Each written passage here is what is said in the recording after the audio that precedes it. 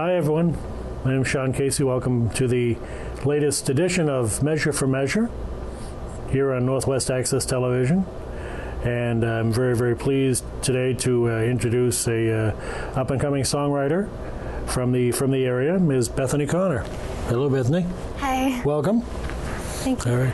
Generally, the way I like to approach the show is to talk about songwriting. That's why you're here and why I am. And kind of what makes you tick as a songwriter, what your motivations are and inspirations. And so I don't generally go heavily into the autobiographical stuff, but here's your chance to give a little thumbnail sketch, if you will, of who Bethany is and just the, whatever you'd like to say so that they know who you are, where you're from, and they'll be able to say, we saw her when. Well, I'm Bethany. I'm 16. I go to Essex High School, and I'm from like 5 minutes down the road from the high school, so that's nice. Yeah. Mm-hmm. All right. Well, and I have come across you through open mics and benefits that you've been doing, and was really blown away by your musicianship and your songwriting. And one of the things I wanted to kind of jump right into was something that it just seems not to talk about age as this phenomenon of itself, because people are how old they are, and there's no you have 80-year-old people who are not necessarily mature in some ways, and then the other way around. But one of the things that I was thinking about was how kind of growing up, as I recall it, it almost is a tough time to really put yourself out there and to be unique and to be individual. And I think there's nothing, of course, more unique and individual than being a songwriter. You're not really blending into the crowd. You think of,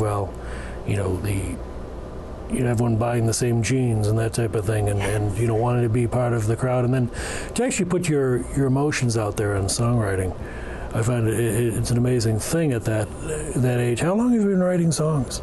Let's see, about 4 years, maybe 5. So I was 11 or 12, and I had this little Dell laptop and that my parents got me, and I thought it would be cool to write a song because I liked songs and I liked music. So I tried to write lyrics, but I couldn't play an instrument. So the lyrics would have these melodies that went all over the place, and I figured if I learned how to play an instrument, then I would be able to make those melodies into something you could follow. So I started then, and I was 12 when I picked up the guitar, so I've been writing songs for about 4 years. Mm-hmm. So it's like a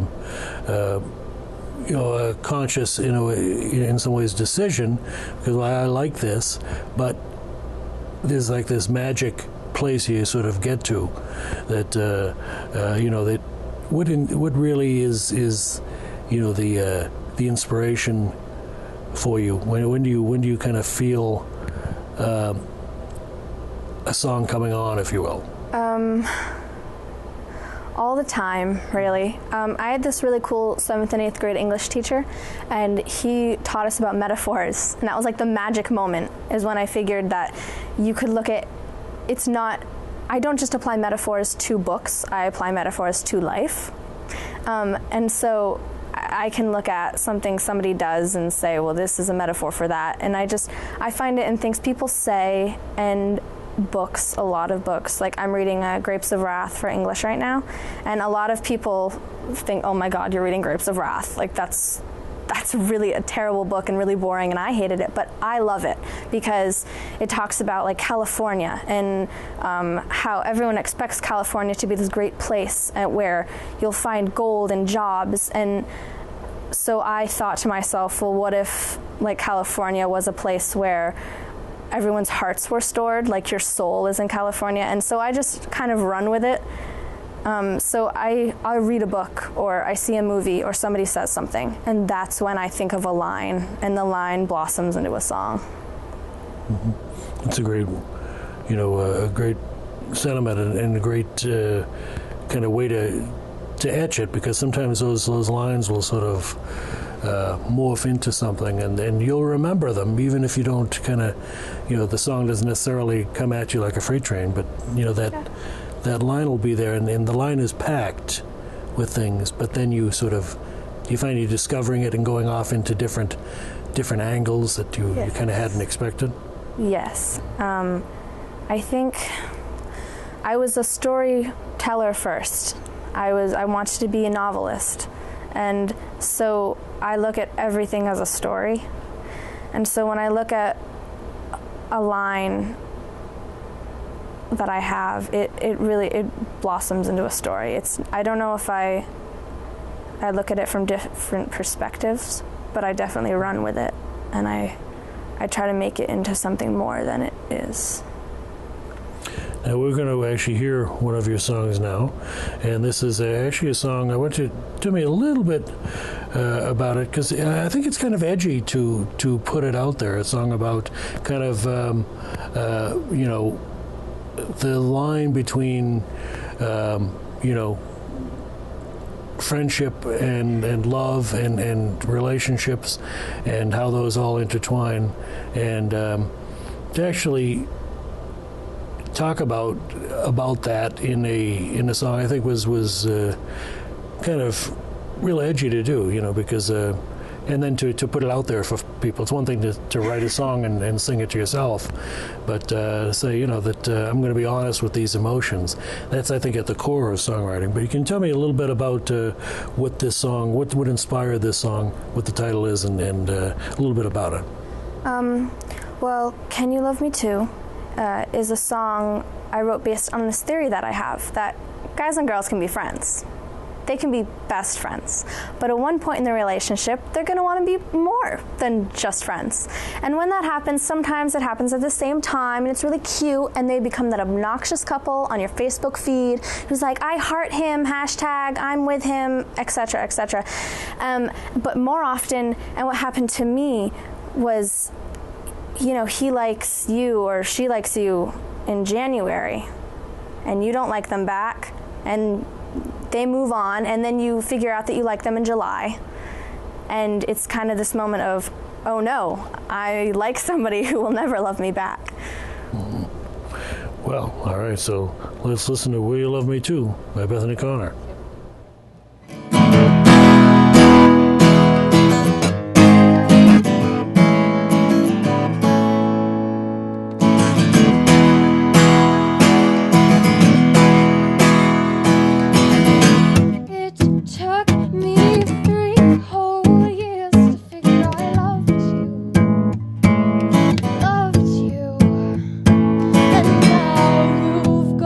Some girl who's turning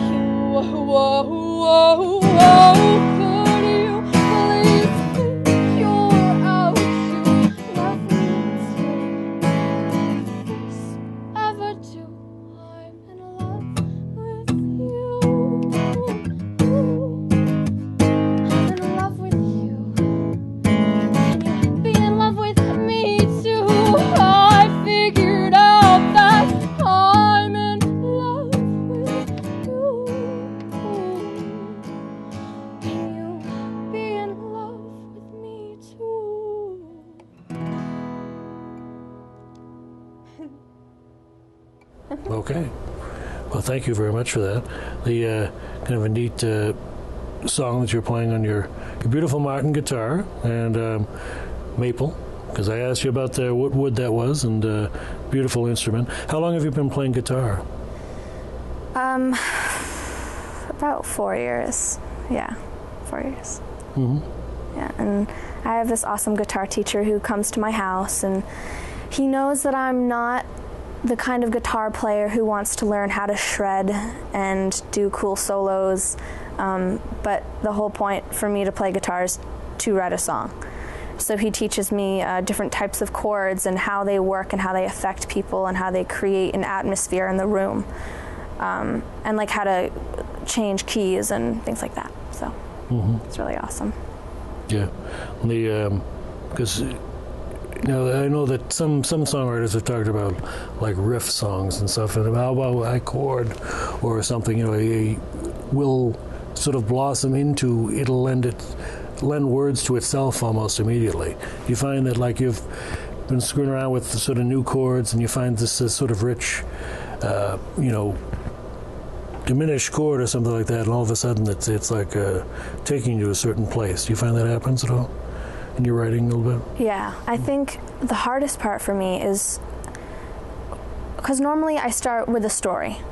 I start with a feeling, and it's really hard for me to find the exact chord that describes how I'm feeling and then sing over the top of it to tell the story.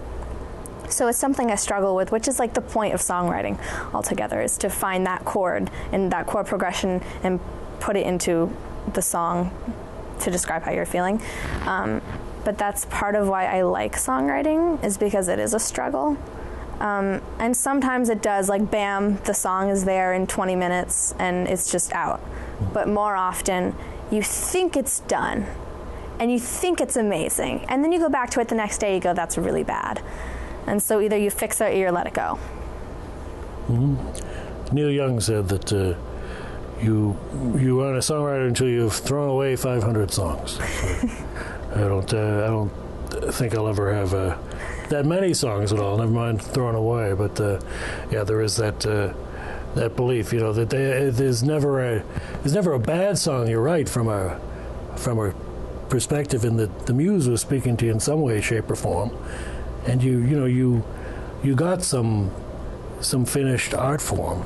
I'm sure that Picasso had his days when did things that maybe weren't radically impressive. Everything wasn't the be all end all every day.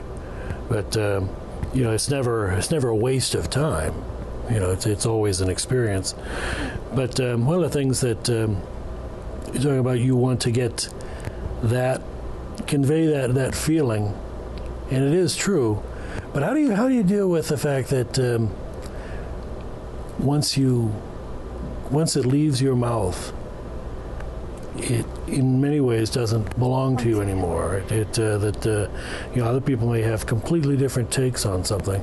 And what has your experience been with in people talking to you about your songs, and maybe ways that you hadn't realized that they might resonate with somebody? I love that. That is my favorite part of songwriting. I'm always a little nervous when I play a song for a person because I'm asking them to judge it for me, and I'm afraid of judgment, as a lot of people are. But that's the best part, is for them to tell me this is what the song is to me. And I like sometimes that it's not mine anymore. I like that it's theirs, and I think that's what keeps the passion in it alive sometimes, is because I'll play it for my sister and she'll say, well, it reminds me of this, or this is to me this is what it means, and I'll think, oh, that's an interesting idea, so I'll put myself in her shoes and I'll imagine that that's what the song is about, and it brings a new energy to the song.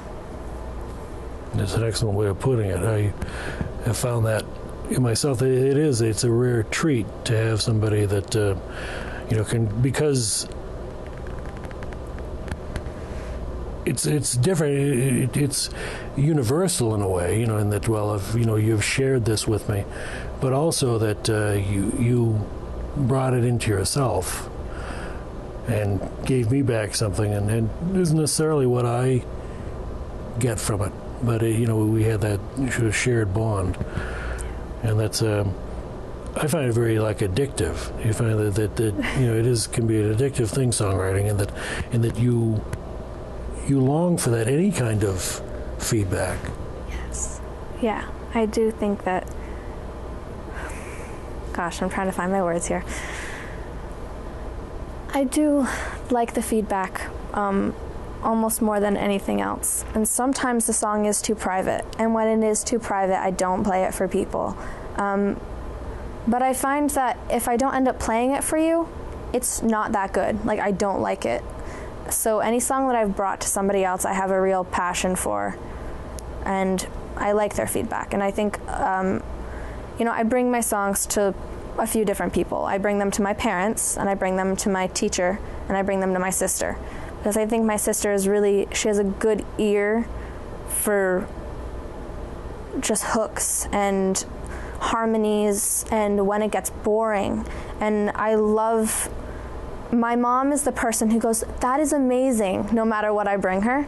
So she's like my supporter in that way. So I continue on yes, I'm amazing, I'm special, I'm an amazing songwriter. And then I go to my guitar teacher or my sister or my dad, and they just tear it apart. And they're like, "Well, this is boring. You need a lead here. You need that, blah," right? So it becomes better. And then I can bring it back to my mom, and she'll go, "Now that's amazing too." And so then I can bring it to someone at an open mic and play it at open mics or for my friends and feel confident in it. Mm-hmm. And but it is amazing, to have something end to end like that, and the process does sort of continue, and that's kind of neat, and that maybe you hear it in a different way. All of a sudden, you'll be experimenting. Do you ever kind of really go off on sort of screwing around with the tunes at all in your when you're playing them out? And just sort of taking a flyer on things, or do you really feel I'm going to stay true to the arrangement that I have in my head on this? I do. A goal of mine is to mess around with the tunings on the guitar, so I can figure out forms, chord formation, and I know Joni Mitchell did a lot of different tunings on her guitar, and I've had a few people come up to me and say, "You sound like Joni Mitchell," which is a huge compliment, and I didn't know that at first. I remember somebody said, "Well, Joni Mitchell does different tunings. You should try that. You sound like her." And I didn't know who Joni Mitchell was, so I went to my guitar teacher, who's knows everything, and I said, "Somebody said I sound like Joni Mitchell," and he's like, "That's a huge compliment. It's Joni Mitchell," right? And so I want to play around with tunings, and I'm working on writing songs that are in a different format, so it's not just verse, chorus, bridge. It's triple A, or you have two verses before the chorus, and I'm messing around with that right now. Mm-hmm. Excellent. Yeah. She was a grande dame of alternate tunings, and very, very unique. And you get the kind of different voicings, and it's a fascinating thing to sort of deal with, because you have tones that you're unfamiliar with, and they can lead you into some different emotional areas. Now I'd like you to do another song for us, and I'd like you to what would you like to do first? The worst part? The worst part. Okay. Yeah. Tell me a little bit about the worst part. The worst part is a song that I wrote in 8th grade. 8th grade. Let's keep this in mind, okay? So I'm 13 or 14 years old, which is only a couple years ago. And my friend started dating in 8th grade this guy that I liked. And it was very heartbreaking for me, because I liked him and she liked him, and I valued our friendship more than a boy. So I'm like, whatever, I'll get over this. And so they dated, and I was writing about that feeling that you get. You know, we used to walk down the hall, the three of us, and talk. And then one day, I was the third wheel. And I was like, oh, this is really terrible. And those awful silences are just the worst. Because they do have all these things they want to say that they can't say in front of you. And I'm like 14. I'm like, oh my God, if I wasn't here, would they be like kissing or something? Or would they be holding hands? Would they be, you know, and all these doubts in your mind. And then you think, I really wish that was me. I wish I was the one making her feel awkward, which is like a terrible thing to say. But that song was about my little 8th grade broken heart. And it's called The Worst Part.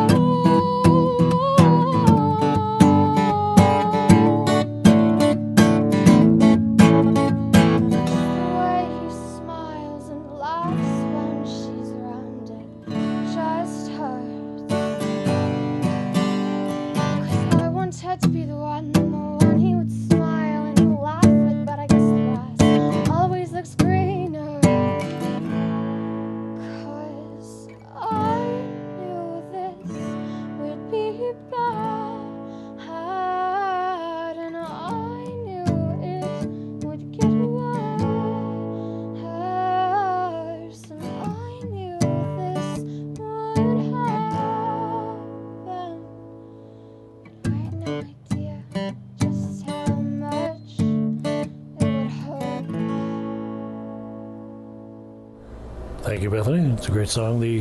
Heartbreak is universal, and it does, once you get over that one in 8th grade, it never happens again. Just kidding, of course. But, the universal ups and downs of love. I mean, if you didn't have those, songwriting would have been a long lost art form. Now, rather than, you had mentioned Joni Mitchell, you've kind of sought her out a little bit, her music.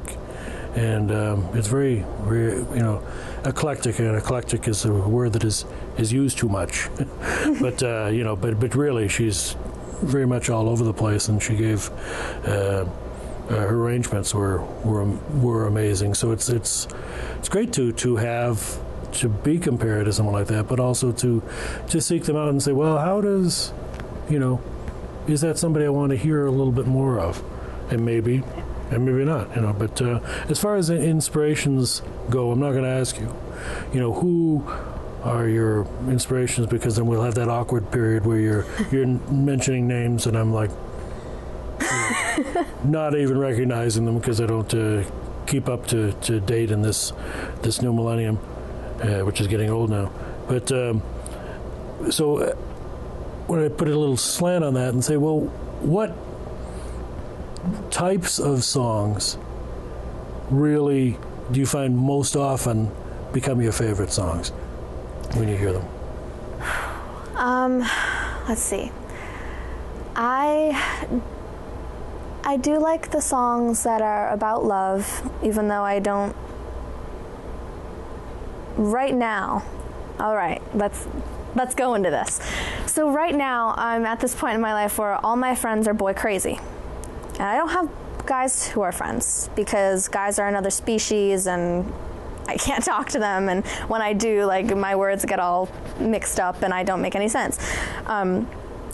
So right now, all my friends are boy crazy, and I don't understand why.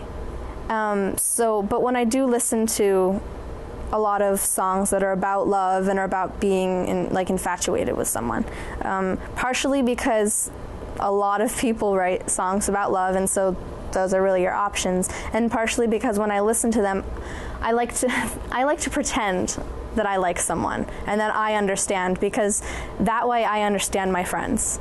And when it's weird to walk around school and for someone to be like, and this guy today, he's so amazing, and I just don't get it. So I like that. I like a lot of songs about love, and I like what my father has exposed me to of 80s rock. I like a lot of that. And I like going on Pandora because you can choose 70s rock, 80s rock, Joni Mitchell. And so then music like that comes out of that. So I like a lot of that kind of stuff. And I think when I first started to write songs, I wanted to be a lot like Taylor Swift, who you may or may not have heard of. And well, I've heard of her. I mean, I do have a pulse. Yeah, I do have a pulse, but I actually saw Taylor Swift, and I took my son to her in Foxborough, and I tell you that woman does not mail in anything. She is top flight performer. Put everything into every song she had. Yeah. Amazing song. Yeah. Amazing show. Yeah, we saw her at Foxborough too, actually. Really? Wow. Yeah, and she was great. And that was you?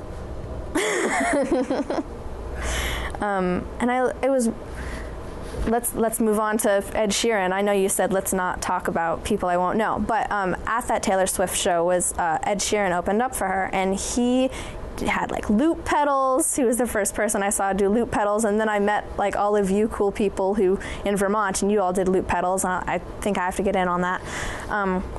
And he was so different. And I liked that he got up in front of thousands of people, was like, hey, I'm Ed Sheeran, and here's me and my little guitar, and then just played. And that was what was magical to me about the entire show. Forget Taylor, forget all the other acts. Ed Sheeran was just this little man with his little guitar in this giant stadium, and everyone loved him. And that was what was inspiring to me. Mm-hmm. And that's what in my wildest dreams, I would be able to do that, and I would be able to hold a crowd like that. Mm-hmm. Actually, I have a couple of confessions. I do own a loop pedal, and I don't know how to use it. So, so the technology kind of evades me too. But I had a similar experience in that I went to see Jackson Browne, and a songwriter that I'd heard of and heard some of his songs, John Hyatt, opened for him in Stowe, and I became a John Hyatt fanatic. So it's amazing how you will people will sneak up on you, especially that open a show, and so when you get a chance to open for somebody, do it, because you get a whole different shot at a new audience. And I want to talk about you as the performer, because you've been doing a lot of that, and you seem to be very, very at home with performing for a crowd, and it can be intimidating. But how do you feel that the transition goes from being the personal songwriter to putting it out there, you know, and the light comes up and it's, all right, your turn, give us 3 songs, whatever? It's a very different experience, as you know, to sing a song in your bedroom that you wrote and then play it for other people. So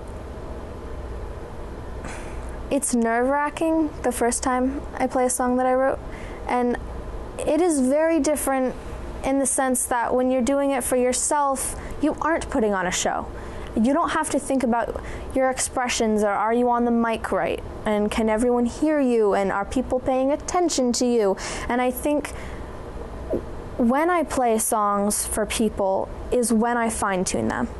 So I write a song, I think it's great, I've gotten the thumbs up from Mom, I've gotten the it can be better, but it's okay from Dad and everybody else.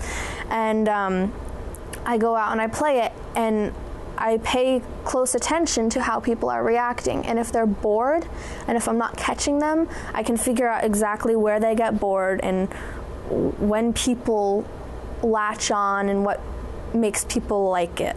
So I tend to finish my songs after I played them for a crowd. But a lot of the times, if I sing like a personal song, I remember Can You Love Me Too? I finished it with David Fiddler, who was majoring in music engineering and sound at Champlain College.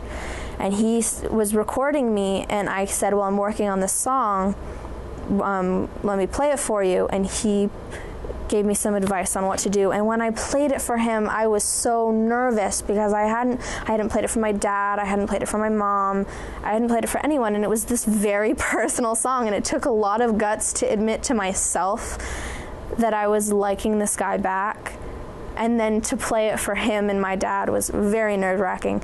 And I think, but that's part of what brings the emotion to it.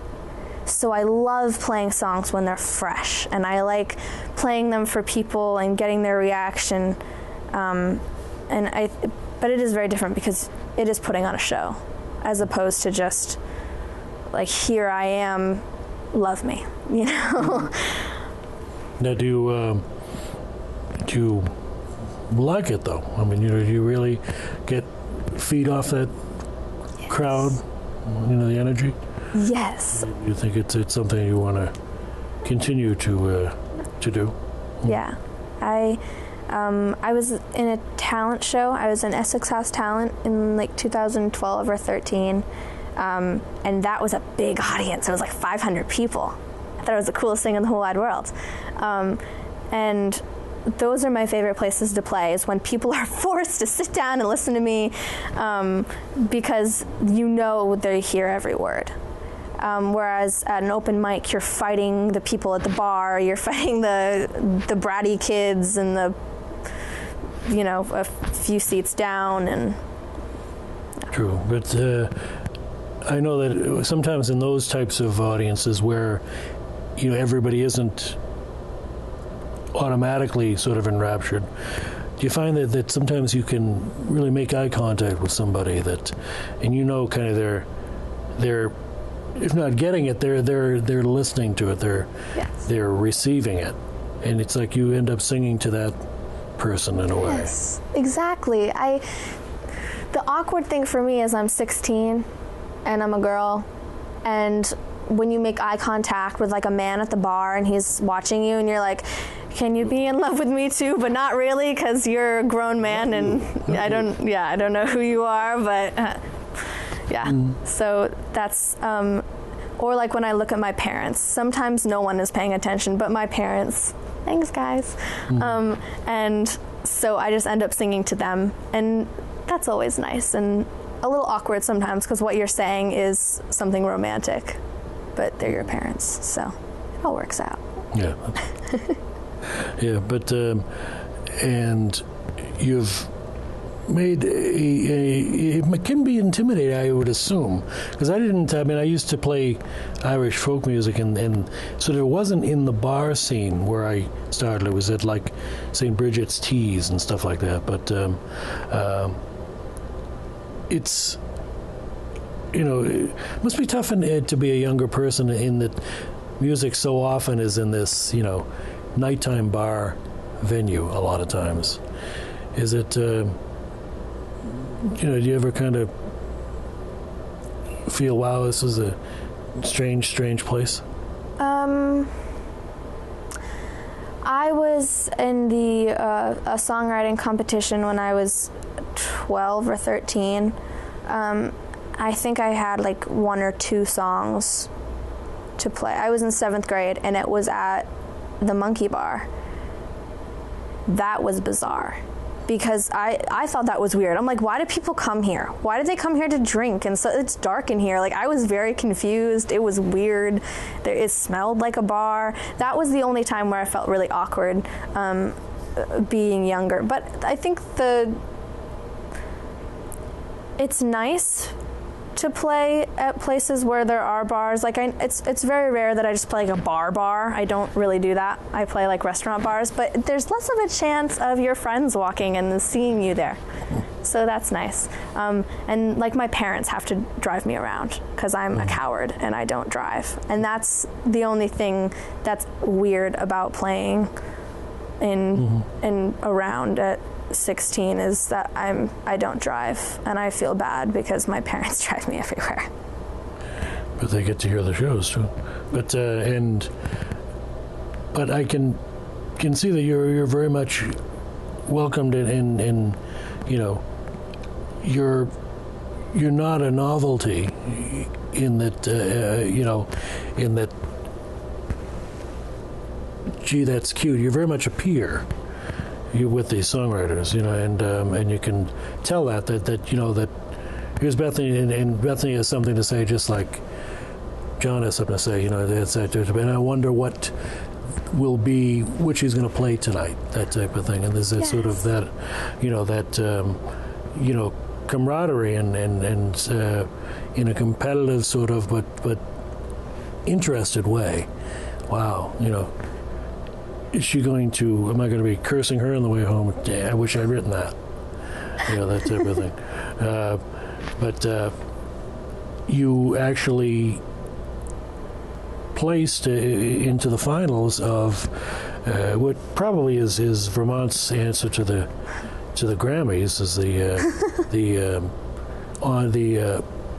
advanced music singer-songwriter contest. That's a great honor and a great testament to your songwriting. How amazing was it to be playing with that caliber of that mix of songwriters in front of those big crowds and finish it up at Higher Ground, which is a pretty intimidating and awesome venue.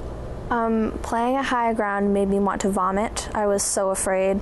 I was like, this is Higher Ground. This is amazing. This is like, I don't know. It's a real place. It's where real people play. So that was really intimidating. And I was really surprised that I made it through, but I was very, very flattered and excited. And I think one of my goals was to play at Higher Ground in my lifetime. It's on my bucket list. I have a long bucket list. And so getting to play there was the dream, and I got to do it. I was just so surprised. I was really surprised and really happy, and yeah, it was nice to meet all those people too. I think you were saying, how sometimes people look at me as a peer and some of them see me as a kid. I love that. I love the response and the support that you get from being a songwriter in Vermont. I feel like there are a few of us, but I feel like everyone is connected in some way. And I've met so many people through songwriting and through playing open mics, and everyone is nice and everyone wants to help you. And at the competitions, it's a little different because it's a competition.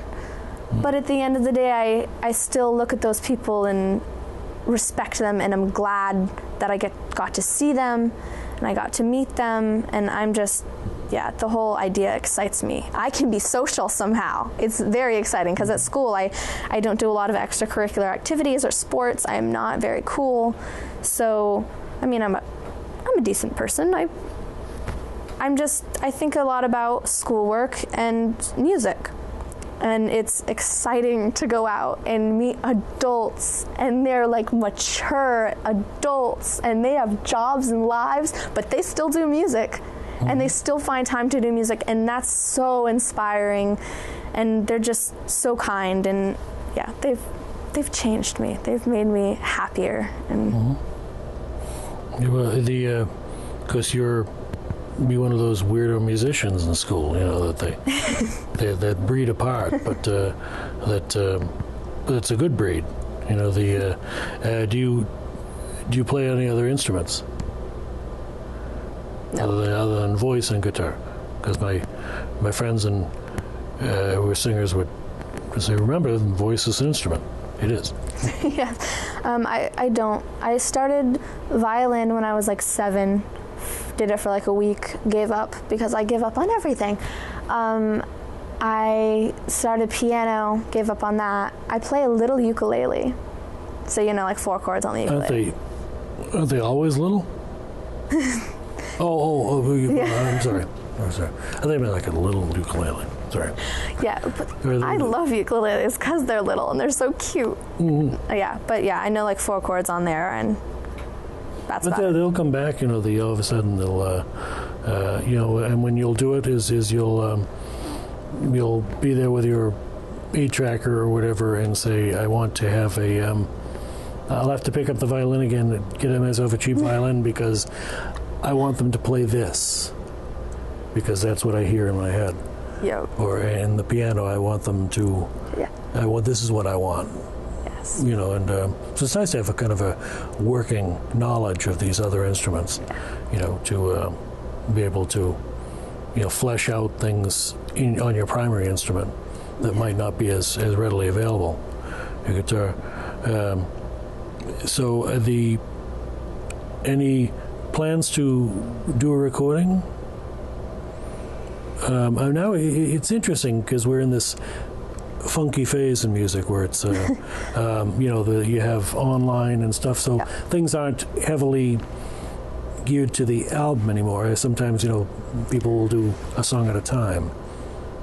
I hope that the music industry, the way we do music, does change back to albums, and I think that's kind of happening in a few ways. Like, I know that Taylor Swift just put out an album and the album sold, and that's what sold, and she had a lot of other marketing things that she did to do that, but I love the idea of an album, and that is a goal of mine, to put together an album, just not even to sell necessarily or expect that people will like it, but just for me, just to have it, to say, well, here are like 12 songs that I wrote, and there's my babies, and there's all the labor that I put into it, and it'd be a nice accomplishment to have is to make an album. No doubt it'll be coming down the road. And funny you call them babies, because I've heard interviews with the Bee Gees, and they said they're all songs are like your little babies. It's hard to say which ones I like more, but they're all such a part of you. And actually, we're going to hear another song. I'd like you to tell me about the song Josie. The song Josie is one that I wrote in 8th grade. Again. I started it sometime in 8th grade, and then a few months later I had this music project due, and I procrastinated. It was due like the next day. And all the other kids were doing like presentations on the Beatles, but I was too lazy to put together a presentation. So I got my song and I typed out a little essay on how I wrote it and my thinking process, and I fine-tuned the song, finished it, brought it in, and sang it for my class. So that's amazing to have that whole angle rather than be a consumer of music, and I'm going to talk about this other thing. It's at a whole another level to talk about. Here's this song of mine, Yes. because there's that emotional aspect of it, and it's not purely a consumer exercise at that point. It's very much an author exercise. So here's Josie by Bethany. She's going to play it here in a minute.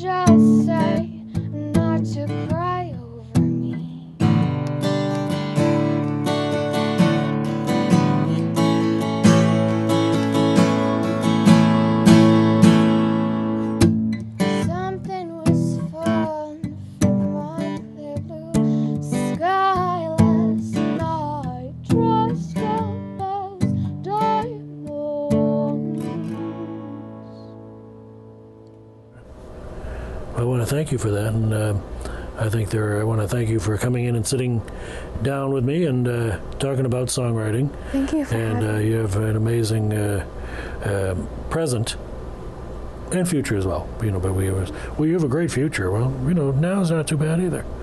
Doing pretty well, and I give you a lot of credit for getting out there. And you are a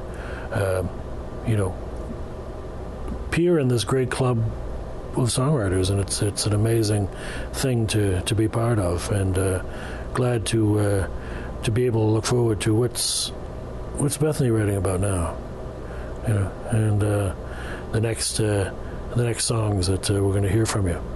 And so I want to thank you for coming out. As always, I want to thank the staff here at Northwest Access Television, Elizabeth and Ian and all the folks here, recognized around the world as the leader in arts television. Really. Used to be ABC Sports. Dating myself here. Hey, Bethany, thanks very much for coming in. Thank you for having me. Thank you so much. Keep writing. Thanks, everyone. See you next time on Measure for Measure.